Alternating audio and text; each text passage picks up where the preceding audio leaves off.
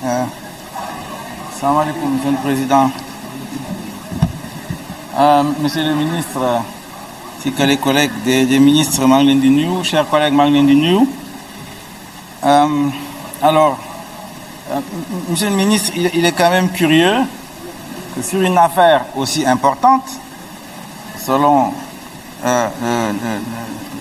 l'envoyé spécial de la francophonie au Mali et qui connaît le dossier, qu'il puisse pas y avoir quand même une convergence de vues. La classe politique sénégalaise que je connais, qui est représentée à l'Assemblée nationale en particulier, est contre le terrorisme. S'il en est ainsi, c'est parce que les choses ne sont pas claires. D'abord, vous abusez de la procédure d'urgence. Quand c'est urgent, c'est déjà trop tard, disait un grand diplomate.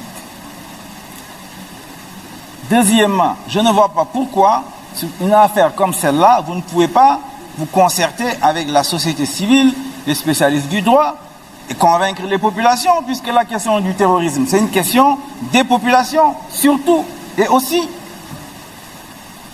C'est le minimum. Si vous ne le faites pas, et vous allez en procédure d'urgence, eh bien, c'est probablement qu'il y a des vices cachés, et nous avons donc l'obligation, pour défendre le peuple, de regarder ces vices cachés-là. Et lorsque l'on lit votre exposé des motifs, vous dites clairement qu'il faut donner une vocation plus englobante de l'infraction d'association de malfaiteurs. Le diable est dans le détail.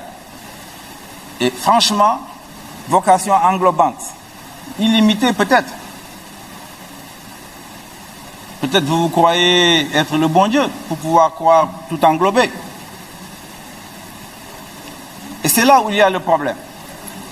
Il y a des changements donc importants par rapport à la loi de 2016, qui fait suite à celle de 2007. Il faut que le Sénégalais le sache.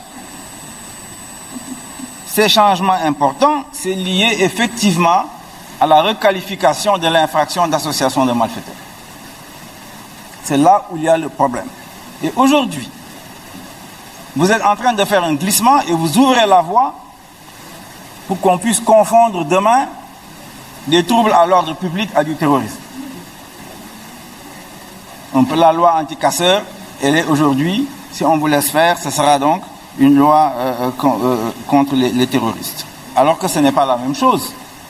Les troubles à l'ordre public, ça arrive, surtout dans une démocratie qui balbutie comme la nôtre, avec des personnes ou des personnalités qui veulent se transformer en dictateurs, en émirs. Eh bien, forcément, notre démocratie va pas avoir des moments, effectivement, un peu durs, quelque peu violentes, mais ça c'est pas le terrorisme. Vous le savez très bien. Ensuite, glissement à l'article 45.1, vous l'avez évoqué, Madame la Présidente de la Commission, c'est important. Maintenant, on associe les personnalités morales dans l'affaire. Donc, demain, souvent, d'ailleurs, ça, d'ailleurs, nous sommes ONGI, et bien évidemment les partis politiques. Wardi Falanek. Donc, un membre de parti politique ou de daïra ou d'ONG, tu nous accusé ou condamné de terrorisme, maintenant nous retournons dans un petit parti politique. Effectivement, on a une responsabilité partagée dans les dissoudre. Soubaba, je le sais bien. Et c'est ce que le ministre a annoncé. Il a annoncé lors des émeutes de l'emploi des jeunes au mois de mars. Voilà le fond du problème, les Sénégalais. Si les Sénégalais ne sont pas d'accord aujourd'hui, s'ils s'opposent à cette loi, c'est parce qu'effectivement, le gouvernement cache sa volonté de casser de l'opposant encore, comme Macky Sall s'est spécialisé là-dedans depuis qu'il est arrivé là en 2012. Et ce qui est plus grave, c'est qu'il veut les assimiler à des terroristes. Ça, c'est inacceptable. En le faisant, en réalité, vous déplacez le problème. Vous ouvrez un champ pour les vrais terroristes à ce moment-là. Vous réprimez les démocrates et les patriotes comme nous, vous ouvrez la voie à de vrais terroristes. Et à ce moment-là, ce sera autre chose. Et vous le savez très bien. Assalamu alaikum wa rahmatullahi wa barakatuh. Je vous remercie, chers collègues. La parole est à notre collègue Pape Biram Touré.